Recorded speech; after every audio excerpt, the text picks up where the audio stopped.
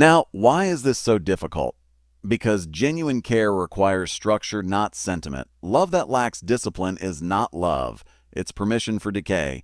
If you were truly to care for yourself, you would not let yourself be lazy, impulsive, or perpetually distracted. You would not feed yourself poisons, physical or psychological. You would not squander your time, your money, your attention. And that's precisely why people prefer self-pity to self-care. Pity costs nothing. Care demands everything.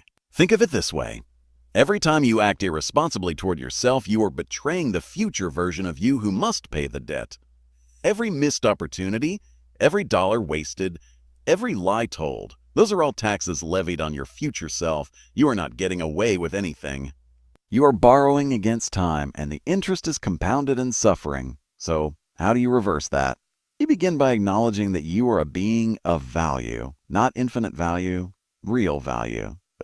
Not because you are special in some narcissistic self-congratulatory sense, but because you are conscious, capable of choosing truth over deceit, order over chaos.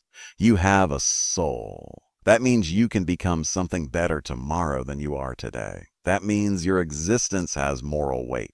I tell my students, imagine that you are someone you are obliged to take care of, as if God assigned you this soul and said, guard this one carefully. Teach it to walk. Teach it to see. How would you treat yourself then? You wouldn't lie to that person. You wouldn't tell them you're fine the way you are if you knew they were falling apart. You wouldn't let them starve for meaning. You would say, you need to eat properly. You need to rest.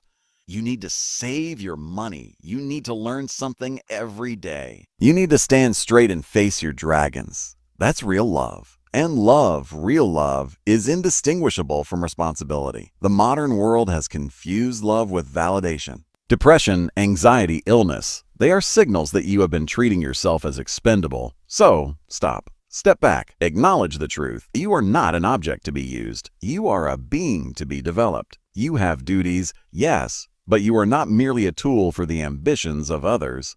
You are a vessel of potential, and that potential requires care. When you begin to act as though your existence matters, a strange thing happens. The world starts to cooperate. People treat you differently. Opportunities appear where before there was only indifference. Because when you take yourself seriously, others take you seriously. Responsibility radiates outward. A man who has learned to care for himself naturally extends that care to his family, his community, his work. He becomes reliable. And reliability in a chaotic world is the most valuable currency.